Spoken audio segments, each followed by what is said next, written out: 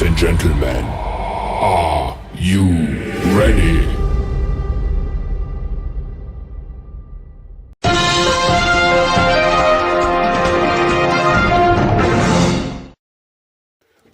Oh, look, America, Donald Trump that fucked up everything. All the motherfucking prices that went up. Gasoline that went up. Flight costs went up. Home energy bills went up. Fertilizer that went up. Food that went up. Kick him in his ass and put the handcuffs on him. Lock his... Yeah, when your war strategy has even Maria Bartiromo struggling to get on board, you know things aren't going well for the president. Especially when it's clear that she was getting the "let's wrap this up" sign from behind the camera. So do you believe the price of oil and gas will be lower before the midterm elections? I hope so. I mean, I think so. It could be. It could be or the same or maybe a little bit higher. But it should be around the same. I think this... I hope so. I mean, I think so. It could be or the same or maybe a little bit higher. Oh, look, America. Donald Trump said he was depicted as a doctor. Do this look like a motherfucking doctor to you? No, that look like Jesus Christ. Put the handcuffs on him. Turn his motherfucking ass around. Kick him in his ass. Lock his motherfucking ass up. Did you post that picture of yourself depicted as Jesus Christ? Well, it wasn't depicted. It was me. I did post it, and I thought it was me as the doctor, and it had to do with Red Cross as a Red Cross worker there, which we support. And only the fake news could come up with that one. So I just heard about it, and I said, how did they come up with that?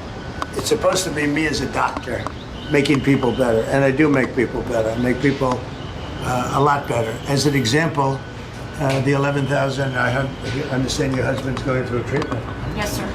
Yes, sir. He's He going has through cancer. some very serious cancer treatment, so Yes, sir. this goes a long way. Yes, sir. It sure does. Oh, look, America. Fucking with Donald Trump and these Christian nationalists and this MAGA shit. This is what we get. Donald Trump depicting himself as Jesus motherfucking Christ. Put the handcuffs on all the bastards. Kick them in the ass. Lock all the motherfuckers. What?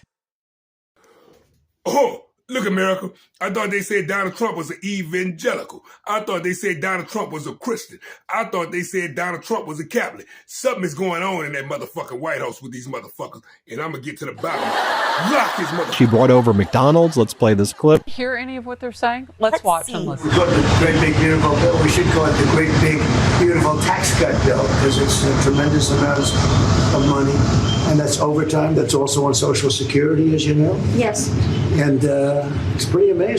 Yes, it Well, is. you're really nice. Would you like to do a little news conference with me with these people? These are not the nicest people. They're not nice like you. You know that, right? I'll do whatever you ask me to do, sir. So the no tax on tips is something special, right? It's very special. And that's one that really pertains to you more than anything else. Yes, sir. Yes. Fantastic. And so it was such an honor to meet you.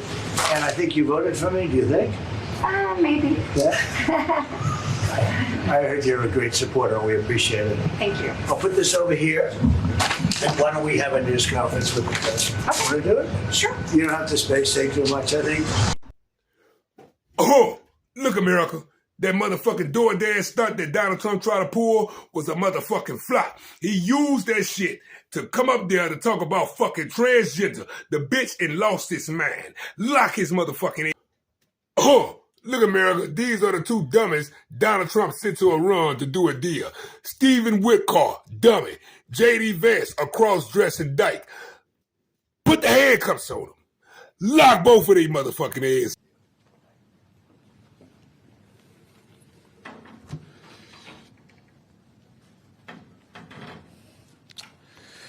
Well, good morning, everybody.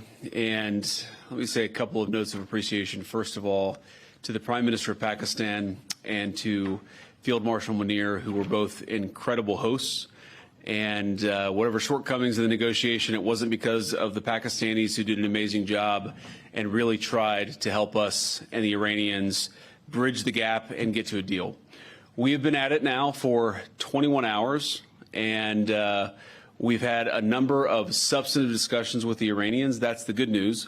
The bad news is that we have not reached an agreement, and I think that's bad news for Iran much more than it's bad news for the United States of America. So we go back to the United States having not come to an agreement.